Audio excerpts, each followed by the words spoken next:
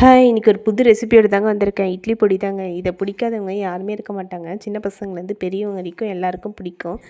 இந்த ரெசிபிக்கு 4 பொருள் இருந்தால் போதுங்க. ஈஸியாக செஞ்சிடலாம் வீட்டில். அதுக்கு ஒரு பேனில் உளுத்தம் பருப்பு 1 கப் எடுத்துக்கோங்க. அது கூட கடலப்பருப்பு எடுத்துக்கோங்க. உங்கள் காரத்துக்கு தேவையான அளவுக்கு காஞ்ச மிளகா ஆட் பண்ணிக்கோங்க. இப்போ ஒரு கைப்பிடி அளவுக்கு கருவேப்பிலை ஆட் பண்ணிக்கோங்க. கருவேப்பிலை எவ்வளோ ஆட் பண்ணுறீங்களோ அவ்வளோ நல்லாயிருக்கும் உங்களுக்கு இட்லி பொடி. இப்போ இந்த ஸ்டேஜில் தாங்க நீங்கள் பூண்டு ஆட் பண்ணணும். 6 இல்லை 7 பல்லு பூண்டு ஆட் பண்ணிக்கோங்க. இப்போ இந்த ஸ்டேஜில் கேஸ் ஆஃப் பண்ணிவிட்டு 10 நிமிஷம் ஃபேன் காற்றுல வச்சு ஆற வச்சு எடுத்துக்கோங்க. நல்லா ஆறுனதும் மிக்சியில் போட்டு கிரைண்ட் பண்ணி எடுத்துக்கோங்க. மிக்சியில் போட்டு அரைக்கும் போது நல்லா ஆஃப் பண்ணி போடுங்க 2 வாட்டி. அப்போ தான் நல்லாயிருக்கும். ரொம்ப ஹீட் ஆகாத அளவுக்கு பார்த்துக்கோங்க. ஃபைனல் டச்சாக உப்பும் பெருங்காயம் போட்டு ஆட் பண்ணிக்கோங்க. நல்லா வாசனையாக இருக்கும்.